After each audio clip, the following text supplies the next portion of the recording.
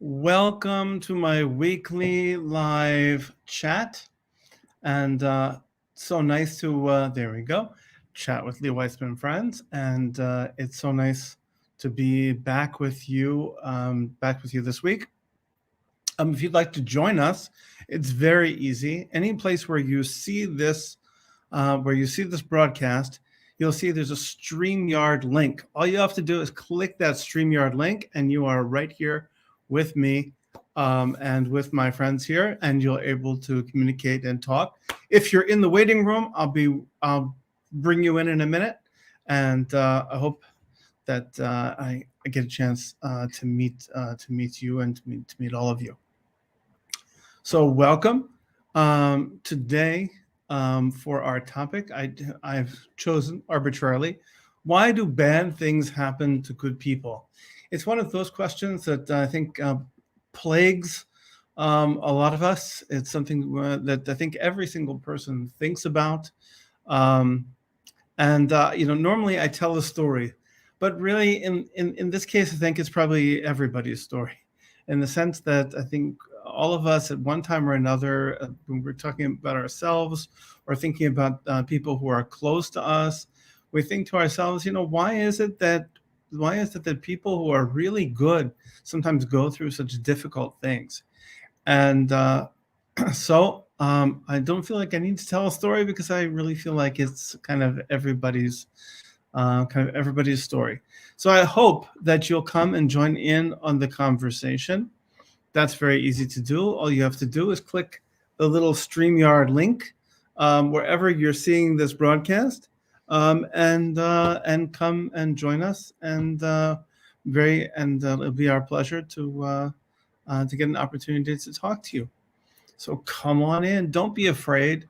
Um, no, nobody will bite. I certainly won't bite. So I do have at least one person with me. I have Amal with me, and I hope that let me bring her in, and let's start this. Start this conversation going.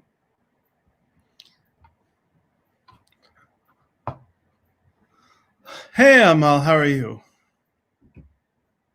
Oh, Hi. there we go. Yeah, she is. Very good.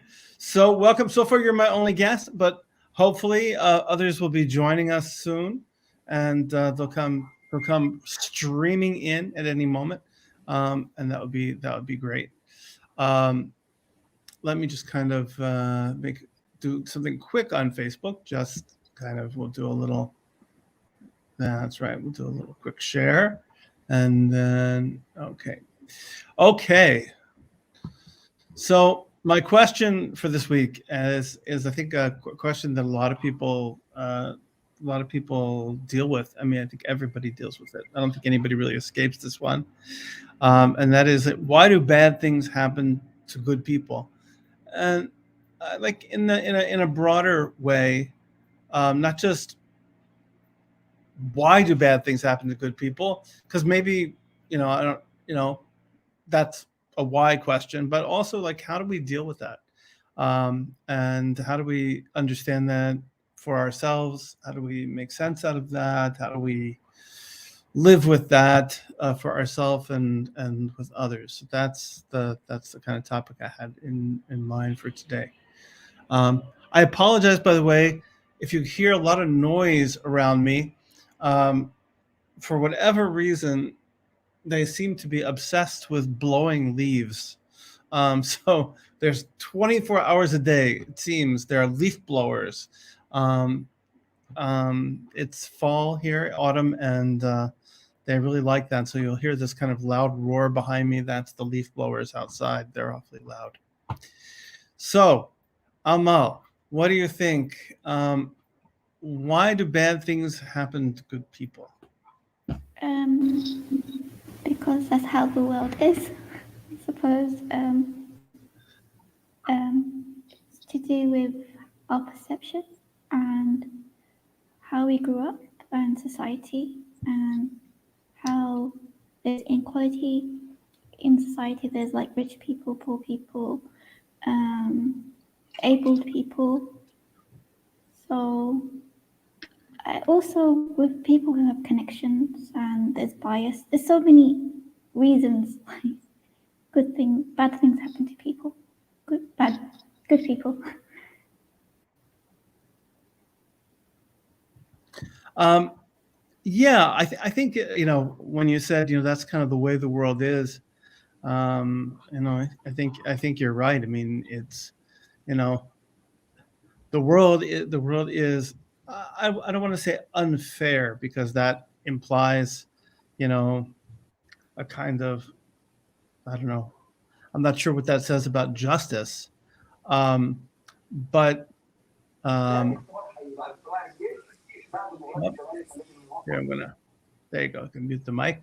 Not sure what it says about justice, but at least uneven, right? That it seems like some people have more and some people have less, and some people kind of get all the breaks, and some people get none of the breaks. Some people have connections. Some people are able, and some people are less able, and that's certainly true. It does seem to be, kind of it does seem to fit with reality as we know it, right? That can happen. But Um, we have to define what bad is. Bad might mean different to someone else. Situation. true, true, and sometimes bad. What might seem bad in the moment, 10 years from now, right, might seem good, right? Yeah. Sometimes we have experiences where something seems just terrible, and when we look back on it, it's like, wow, that was the best thing that ever could happen to me.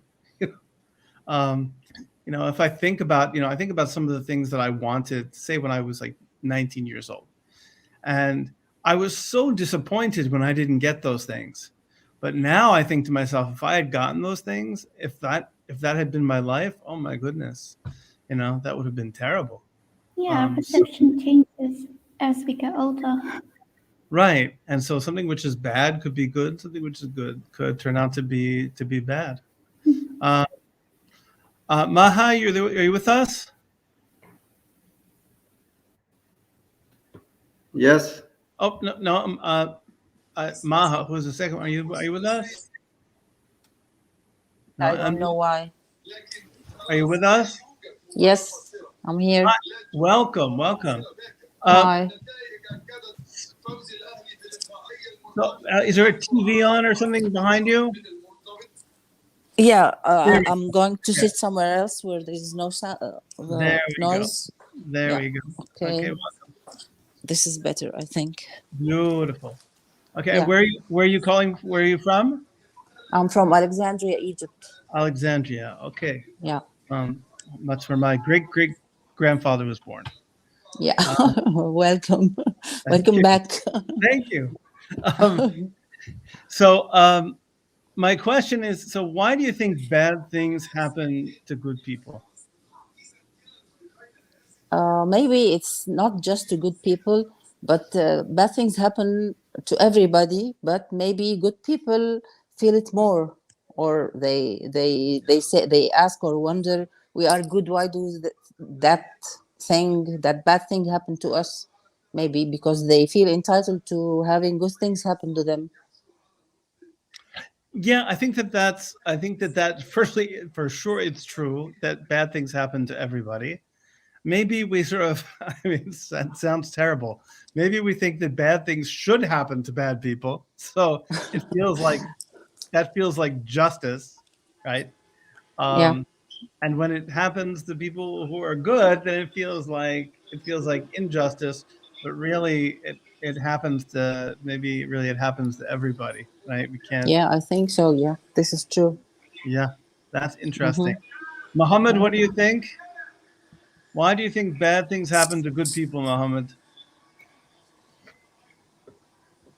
bad things everyone face, but good people maybe there are some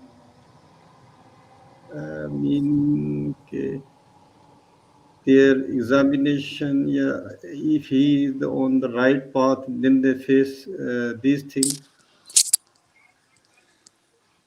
Yeah, I think for for religious people, and I'm obviously a religious person also, you know, when something bad happens to us, you know, we believe, I certainly believe that like reality has something to do with my behavior. That what happens to me can have something to do with my behavior, my path, whether I'm, you know, whether I'm um, um,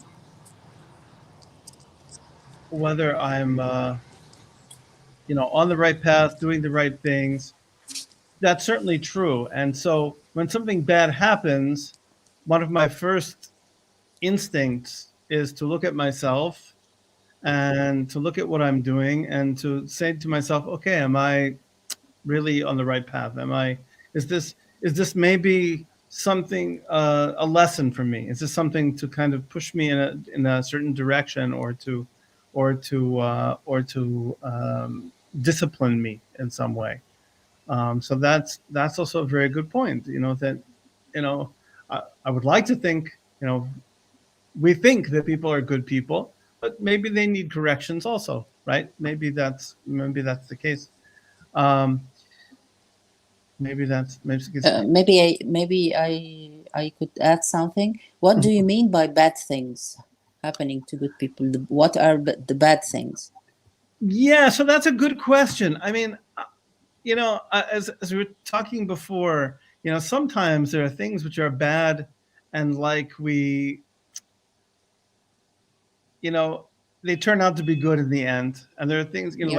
like they seem to be really bad, and then there are others. But there are some things, you know, when God forbid we see somebody, you know, who's a really good person get sick with cancer, God forbid, or something like that.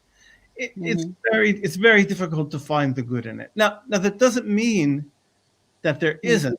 There might be, right? There might be good in it. Mm-hmm. It's possible that there's. It's possible that Guess there's. he's back, you stupid niggas.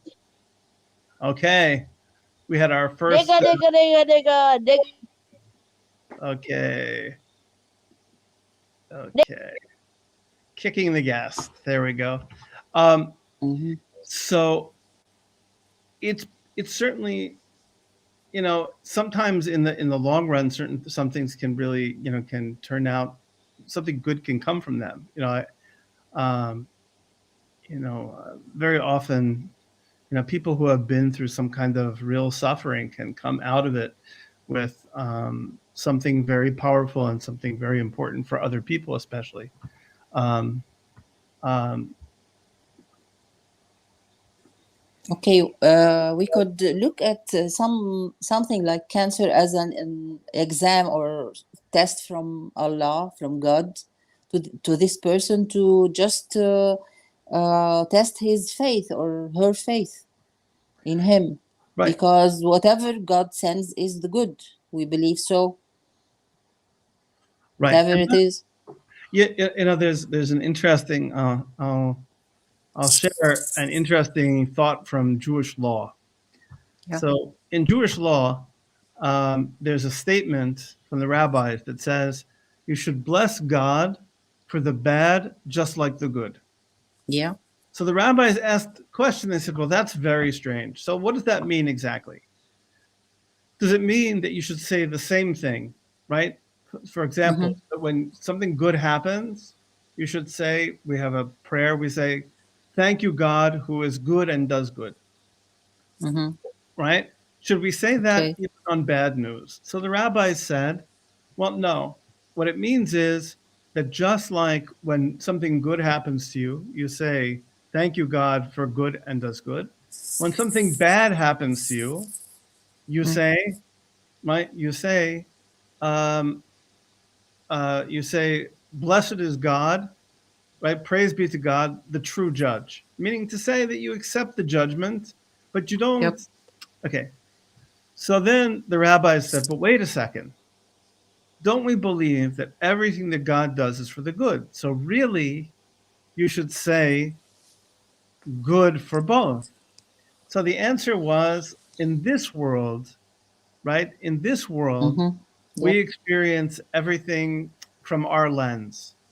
right? It's Yes. either good or bad from our perspective. Mhm. And and in the world to come, if we could get up above and see reality beyond our own experience, then we would see that everything was good, and we would naturally say, right, that it was all good. Mhm. Yep. And I think there's something to that. Um, that on the one hand, you know, um, we believe that everything is for the good. I do, but at the same time, Yeah, there, you experience the difficulty of the exam or the test, but you have to believe inside that this is for the utmost good at the end. right, true, true, true. But you have to have faith first. Yes, yeah, Maybe it's a question of faith. Do you believe in God that much, so you believe that everything he sends your way is good, or at least for the good in the long run? yeah. It's interesting. I think you know, thinking that for yourself and thinking that for another person is so hard. Like, if, for example, if God forbid you have a friend whose child is sick, right? Yeah. I mean, it's good. It's all right for me to kind of think to myself, okay, anything that happens to me is for the good, you know. But when God forbid my friend's child is sick, like I can't say that. Yeah, yeah. The parent cannot say that. Yes. Right. You Yeah. can't. You can't say that. Or And at least he should believe it deep down inside, but right, he's going to experience the pain, of course. right. And it's But he should or she very, should believe. Yeah. yeah, Okay. it's very challenging. Yeah. Um, Amal, what do you think? You with us? Yeah. What was the question? I didn't really have a question. I was just gonna I just bring you into the conversation. Um, we're talking about, like, what's good and what's bad. Like, you know, how do we know when something good is happening to us, something bad, and the difference between for ourselves and for someone else? If we can like tell if something's good happening when it's due to our body, like you can feel it in your body. That if, like, for example, if there's a bad person around you, or if there's like something bad happening, you can feel it, like your intuition. But I would say that good people and why bad things happen to good people is because good people follow virtues and the right path, whereas bad people, they do evil stuff and they don't really care, and so they don't. It's not bad. Many bad things doesn't happen to them. So good people kind of get afflicted by evil people because they try to be in the straight and narrow path, and they try to like fix other people. So I would say that that's how society is. So I feel that the world isn't equal for everyone. Yeah, well, the other question that kind of comes up from what you said is not just why do bad things happen to good people, but why is it that good things happen to bad people? I mean, Yeah, exactly. you see so often, if right? Yeah, We if it see was the question of karma, the bad things wouldn't happen to good people, and good things wouldn't happen to bad people. right. If it was the question of karma. Yeah, Maybe we like to think that people get their just desserts in this world, but, like, really, how we sometimes see horrible people who are Yeah, terrible, and they're doing great. They're healthy, they're yeah, and strong, enjoying it. healthy, enjoying, having a great time, Yeah. and not only that, they're having a great time being a horrible, right? They're having a Mhm. wonderful time being wicked and hurting other people, and meanwhile, people who are good are suffering from them. Well, it's maybe hard to understand. maybe it's to do with boundaries. Everywhere you go, there's going to be a mixture of good people and bad people, but it's you have like your responsibility has to be you have a responsibility to have boundaries. So if you have boundaries, the bad people won't come to you, and you won't attract them. If you don't have any boundaries, then people will take advantage of you and bad things will happen. Unless the bad people become like tyrants and politicians. Mhm. I mean, it seems like it's. If I were to, sometimes it seems like the world is tilted, in the direction of the success of the wicked as opposed to the success of the good. That sounds terrible to say, but sometimes it feels that way. But yeah, in terms of ourselves, learning how to make boundaries and to kind of protect ourselves, and we can obviously protect ourselves from a lot of bad by by kind of knowing how to handle the world a little bit. That's certainly true. That definitely can definitely help. Um, One of the things I was thinking about as I was meditating on this a little bit today is is this like is this a question about God or a question about man? Like when I ask this question, and there's a sort of, for me, the sense of kind of unfairness about it, maybe. So am I wondering about God and like, okay, God, why is it that you allow bad things to happen to good people and for good things to happen to bad people when I would like the world to operate according to karma, right? To use not to use that word, right? I Yeah. would like people to get what they deserve. Um, so maybe that's a question for God, or maybe it's or maybe this is a question for man, like why do we create a world that rewards bad behavior and sometimes punishes good behavior? Is it God doing that, or like is that also part of the world that we created? I believe it's part of the world that man created, not God created, because maybe in this world the bad have more power, or at least some of the bad have more power. So they force their will on others and have their way. Right, and somehow or another, access to power seems to come more more easily through negative means than positive, right? Very rarely do people Yeah. become rulers, and do people become rulers because of their incredible kindness and generosity and graciousness, right? Yeah, it never It- happens in utopia, maybe. right. Yeah. Normally, people become rulers because of their brutality and their willingness to crush others, right? So that's But there are some examples where good rulers had their way also. yes, I don't yes, know about this time, but maybe sometime in the beginning of time it happened. yeah. Every Also, I few think thousand that, years yeah, it happens. It does happen. uh, It yeah, sometimes, rarely, but sometimes. Yeah, it does happen. It does happen. But it does Mhm. seem to be kind of skewed, and we create systems where sometimes what's rewarded may be, you know, um, I remember, when I was a teacher, I was a high school teacher, and we had a big problem with cheating. We had a Yeah. huge problem with cheating, and students were cheating like constantly. And I finally sat down with my seniors, and I said, listen, you have to help me to understand this. I said, why are you cheating? Like, why are you so obsessed with cheating?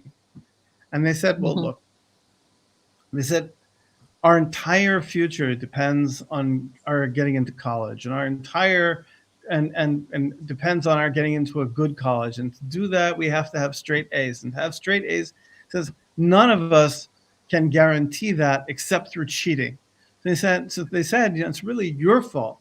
You created a system in which Mm. success is so narrowly defined that Yeah, the by only your way grades. Yeah. is by cheating. Mm-hmm. And right, and I had to say that there was something to be said for what they're. If everybody's supposed to get an A plus, right, and that's not possible, the only way to do that is by cheating, and um, and that's kind of where they were with it.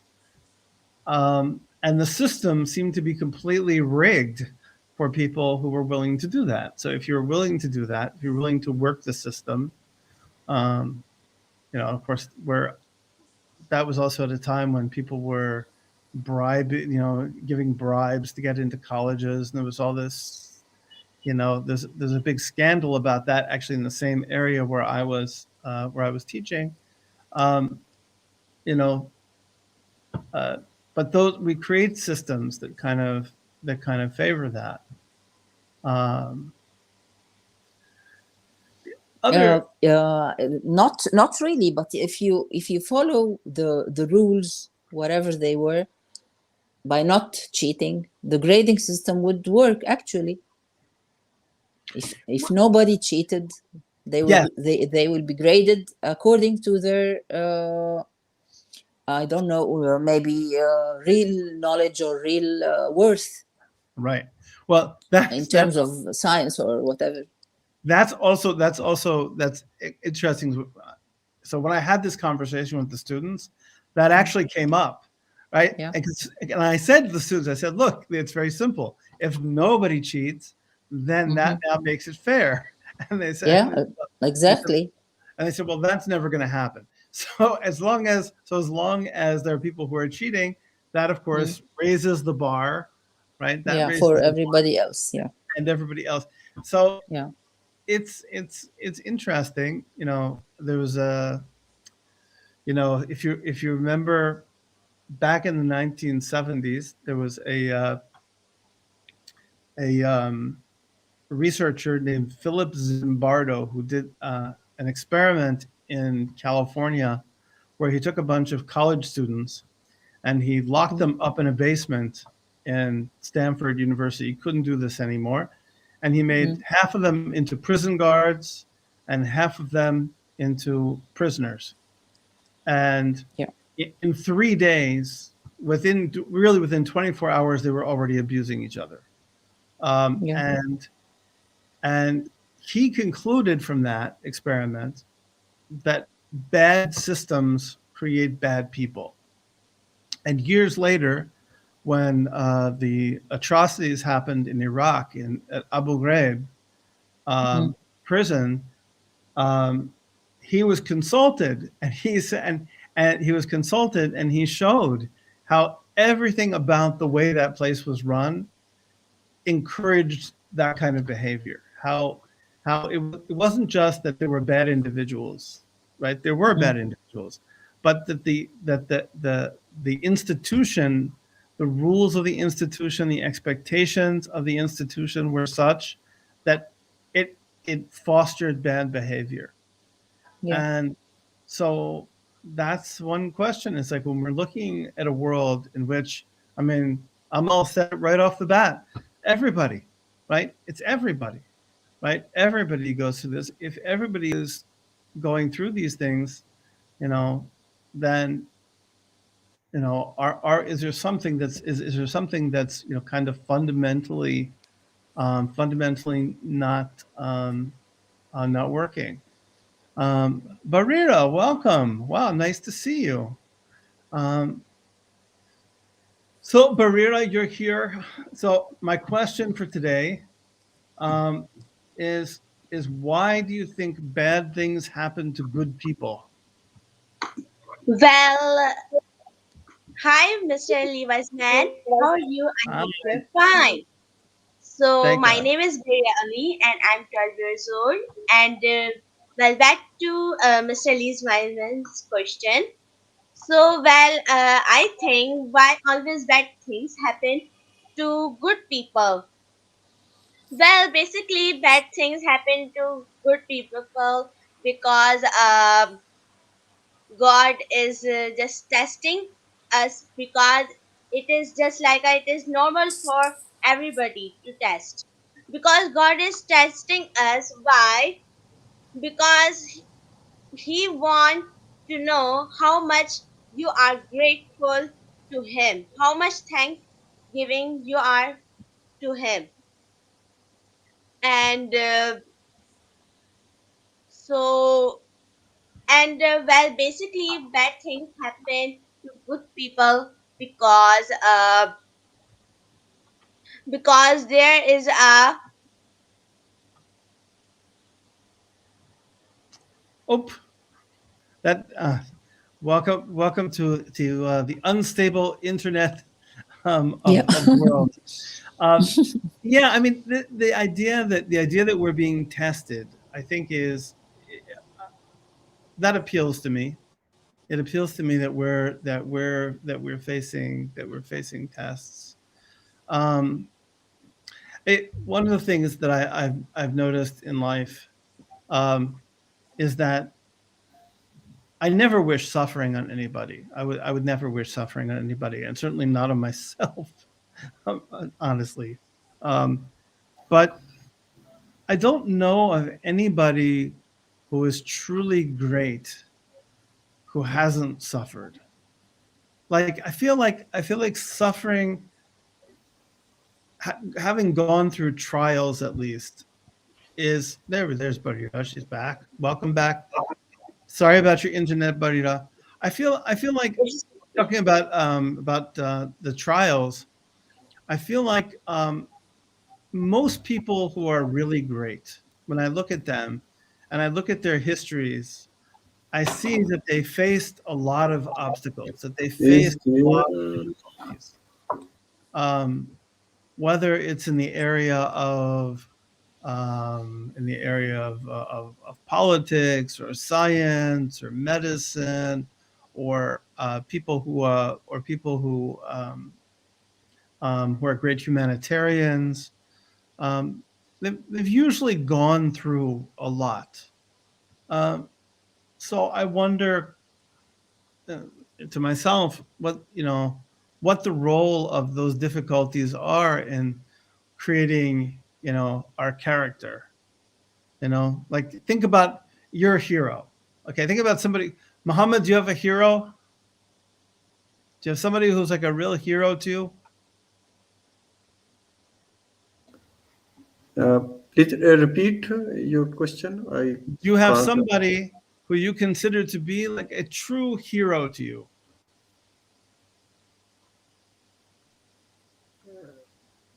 Who you really admire more than anybody else? Yes, every man has their ideal person uh, So in who their is yours? life. It's based on your belief. Then, if you can say my ideal is definitely my ideal is Hazrat Muhammad Sallallahu Alaihi Wasallam. That's prophets, last prophet. Then, if we come in other field like politics, like where we are working our daily life, there is different departments, sort of like there we definitely have a ideal man that we want to follow, and there we want to implement their habits. So it's our But just to give you the example you gave the example of the prophet, peace be upon him, and the prophet Muhammad, peace be upon him, was suffer. Think about his childhood, right? He was an orphan, right? He had to work. He had to really he was raised by the community. He did not have an easy time in any way, especially in his early career. Um, he faced lots of difficulties. He faced difficulties from his family and difficulties from his tribe, and he had to pick up and he had to move, and and he faced all sorts of difficulties. Right, a really good example, right? yeah, And really, I would say all the prophets, if we were to yes, go yes, with Jewish prophet, yes, none of them had it easy. None, yes, I can't think of a single one who he sat down. It was like, Moses, right? Nobody Yes. sat down and said, "Okay, I'm taking it easy," you know. And the story is not, he sat on his throne, and he sat on his throne, and he had an easy time, and he took a vacation, a beautiful vacation, and he's like Barira. He rode a horse. Yeah, I mean, he, they had to go through very difficult things. Um, and that's part of their career, and um, part of what made them who they are. So maybe when we see bad things happening to good people, you know, maybe it's kind of a training program. You know, it's something to help us. I keep saying me as if I'm a good person. I don't know. That's the other thing is I don't know who a good person is. I'm a good person sometimes, and that's a good person other times. Everybody is a mixed bag, really. Um, is a mixed bag of things. So, my next, and maybe Amal is a good person to start with this. So, when we see another person, and they're really a good person, I mean, in our estimation, a good person. Of course, we never really, we don't really know somebody's insides. Let's assume that, as far as we know, they're a good person, and we see them really hurting. Um, how do we respond to them? Does the unfairness of this, or that feeling, like, play into it, or or are there other ways that we should respond to it? What do you think? We shouldn't tell them that they had a hard life too, which because that's gonna like invalidate the experience, and then a connection won't happen. What we should Mhm. do is sit with them, and if they don't want to talk, we just sit with them in silence. And then if they start talking and getting comfortable, you create like a safe space for them, and then you let them talk, and then you paraphrase what they're saying, and then say, what I am understanding, you are, I feel that blah, blah, blah. And then they would like, then that kind of like shows them that you're listening to them, and then they will open up. And it kind of like feels like a really nice feeling when someone like validates your feelings, and you're like going into their shoes. So you're kind of like becoming empathetic instead of sympathetic. There's a difference between sympathetic and empathetic. So we should just like sit down with them and just listen to their pain and validate them. Those are you have such good skills. I mean, yeah, obviously that's a, you know um, what you described with reflecting somebody's, to learn how to be quiet and to be able to listen, to allow people to take the lead, and to reflect back what they say so that they know that they were heard. Those are really incredible skills, um, to have when dealing with other people's problems in general, for sure. Um, really important, really important to do that, and so they feel. Can you talk more about that sympathy, empathy thing? Also, sympathetic approach would be like, are you okay? You're talking to them from like afar, and you're not really connecting with them. For example, say that someone fell into a hole. What would you do in that situation? You would say, "Are you okay?" And then the person would say, "They're not okay," and then you just like walk away. And then an empathetic approach would be to stay there and call the ambulance and make sure that they are like okay, and that you talk to them, and if there's anything that if they are experiencing any pain or injuries, and then you wait for them until the ambulance comes or the police comes. So I would say that would be like a difference. I'm not sure if I gave a good example, but yeah. No, that makes that I like the example, because it's one is in one, you're observing the person and you're expressing kind of your emotion in observing the person, And the second, you're accompanying the person. You're with the person in the experience to some extent.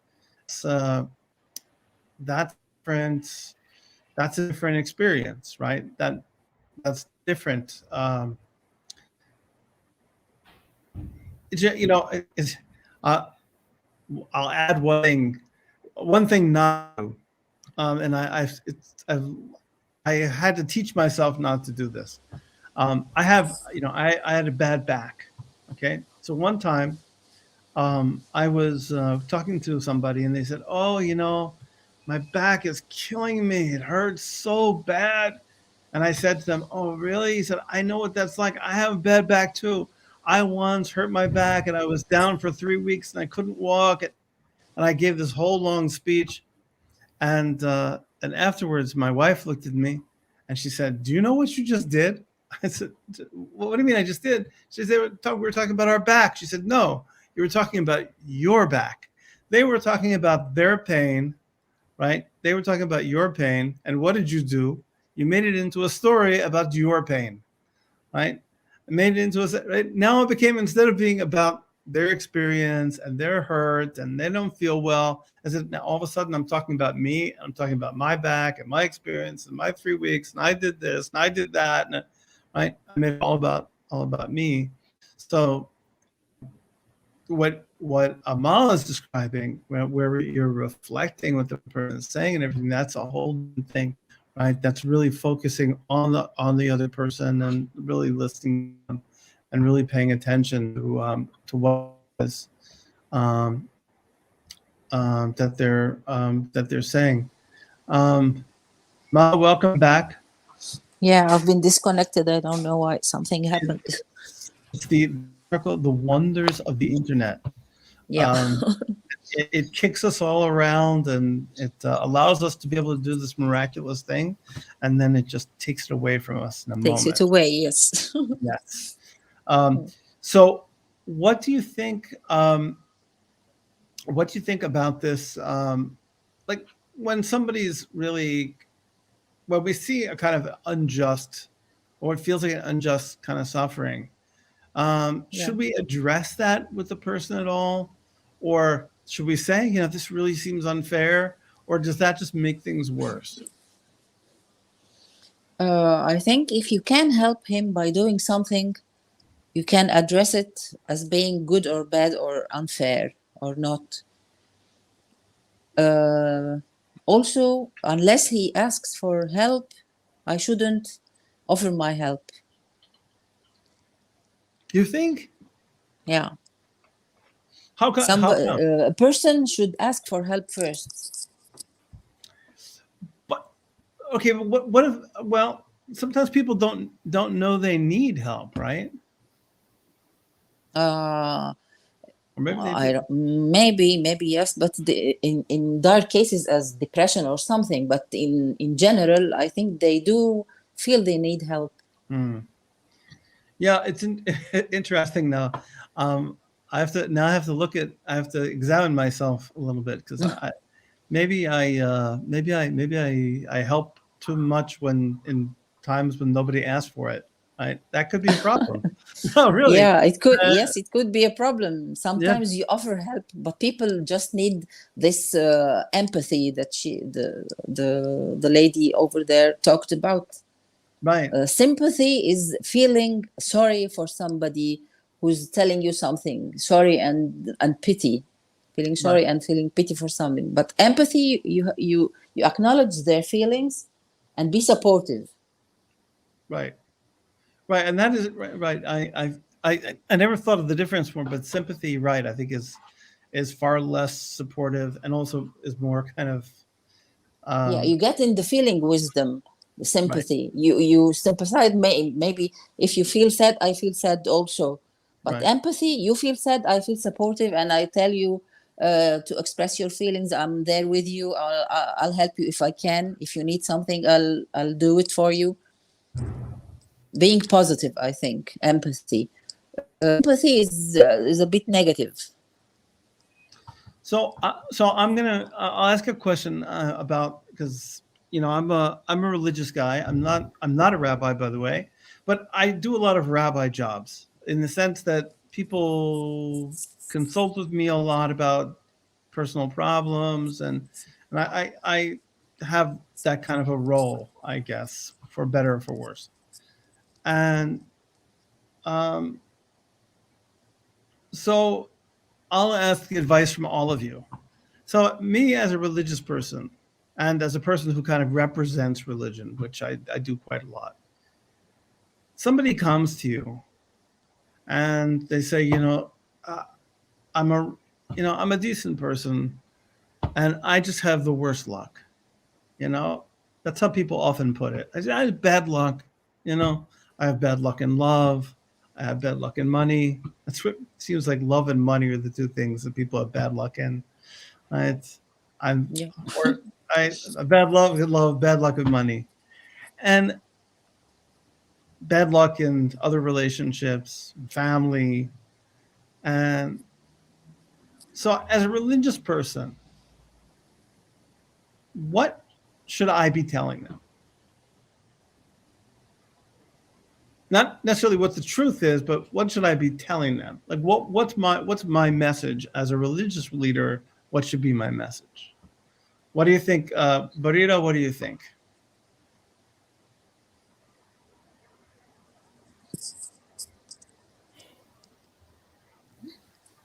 Up, up. You're muted.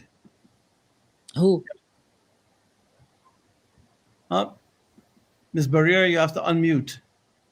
Unmute. Check. Ask her to check her microphone, maybe. There you go. No. Oh, okay. We'll try again. I'll move on and we'll. Okay, So, am I here? yes, now I can hear you. Okay. So let me answer your question. Well, that is a really good question. And Thank you. well, as a really religious person, we should seek representative forgiveness from God, and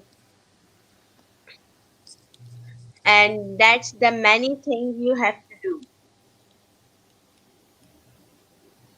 So would that be so?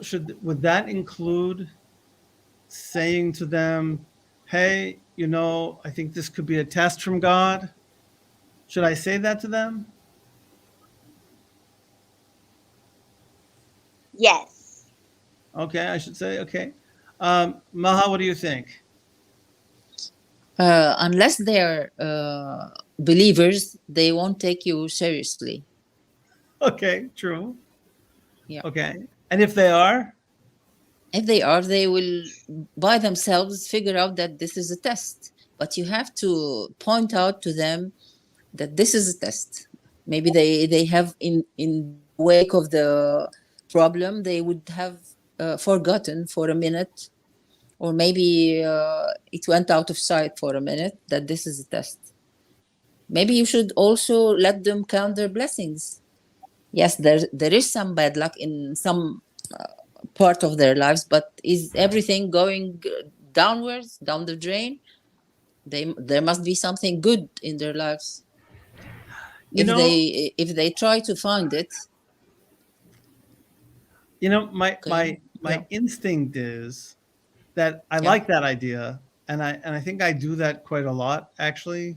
Is yeah, I encourage people to count their blessings, yeah, but you have to be. I feel like I have to be careful with that because sometimes maybe the person can't hear that at that moment. Like at the moment, they're so in their pain that like trying to get them out of it for even a second may not work. Now yeah, maybe yes. Mhm. we have a proverb, a Jewish proverb. Um, Never don't try to comfort a person while their dead is lying before them. Right. Yeah.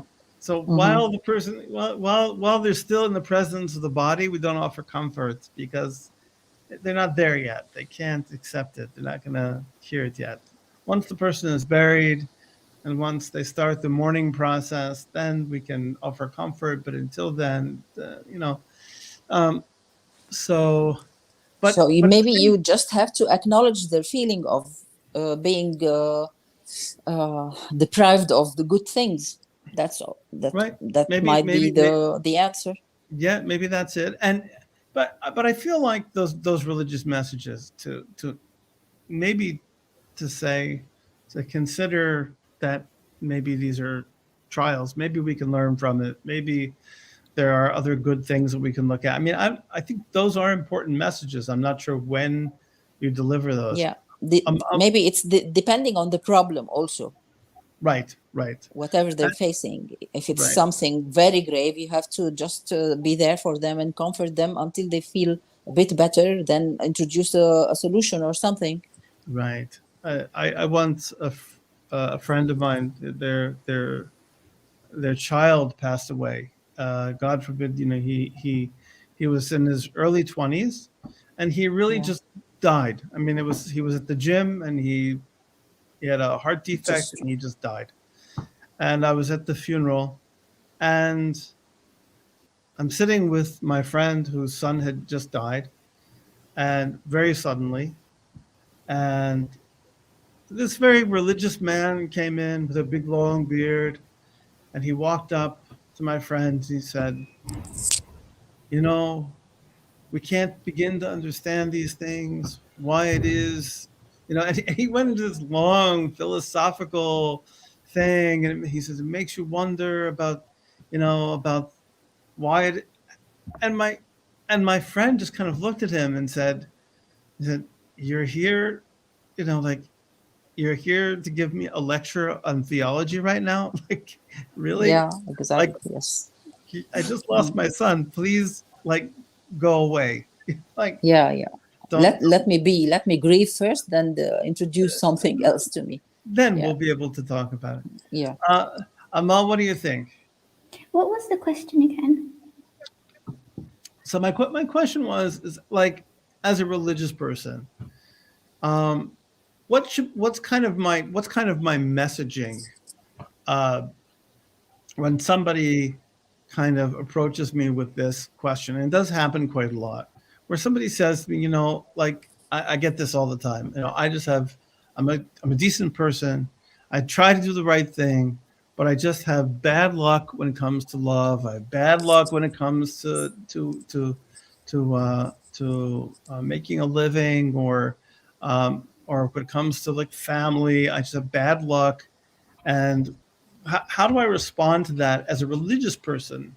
Um, what should be my message, or do I have a message, or do I just kind of engage in empathy and kind of forget that religious stuff for right now? Is it one-to-one or is it to a group of One to people? one. If it's one-to-one, I would ask him to elaborate further. Why does he feel that way? Why do you feel that you're you're having bad luck with love and family? And I would ask him, what does he do in his daily life? Does he set goals?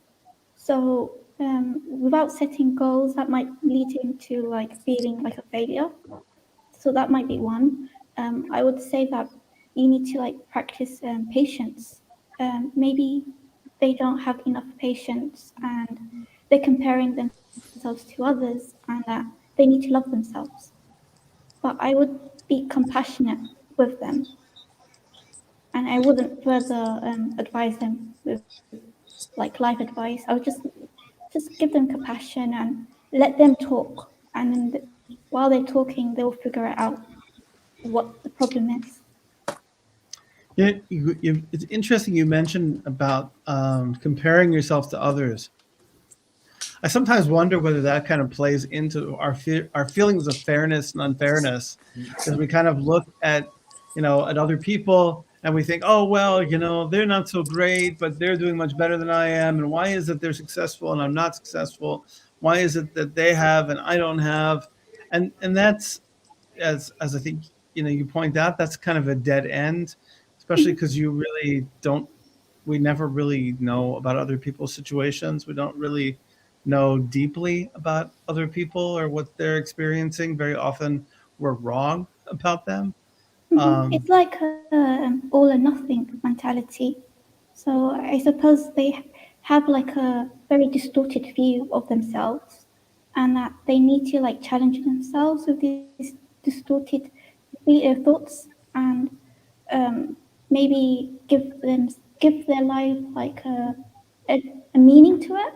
Maybe they will change mhm. their perspective if they give meaning, and like say, okay, I feel that I'm out of love, and no one. I feel like unlovable, but there's people around me that love me. Maybe that would like encourage them to think positively.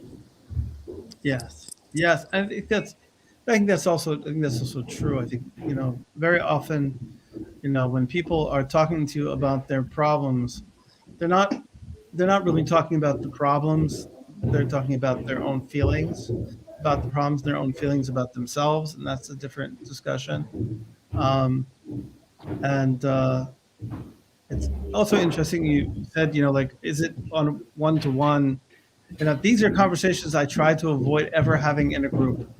Um, very often, these questions come up in the general, and even though I'm doing it today, really it's much better to be talking to an individual about their particular situation and, kind of locating it there. So I see that we're up to the hour. And so I don't want to go more than an hour because I feel like people just don't have the in modern times, people just don't have the ability to concentrate on anything more than 45 minutes. So I'm like 15 minutes over human capacity. Um, so I just want to thank everybody for joining me today. Thank you, Amal. Thank you, Mohammed. Thank you, Mahad. Thank you, Barito, who was here Thank before. you. And it was so Thank nice to you. see you guys. I hope to see you again next week. Tell your friends, tell your enemies. Uh, and why not? It's even better. Um, and they'll become One friends. can I ask one question? Of course. Is it possible we tell the questions before the session is started? Because your question is suddenly see and don't answer about your knowledge. So it is better the next session you put the question. The next session will be we discuss on this topic. Is the Okay, better no for problem. us? I'll put that's a very good suggestion, and I'll do that. I'll put some of the questions that I'm going to cover. I'll put them on the announcement, so you'll be able to have a chance to look at them beforehand. Yeah, happy to Okay. do that. That's a very good idea. Thank you so much for that idea. I appreciate it. Okay, so thank you so much, everybody. Have a beautiful week. Thank you, sir. Bye Thank you, you bye. too. Thank you. Bye.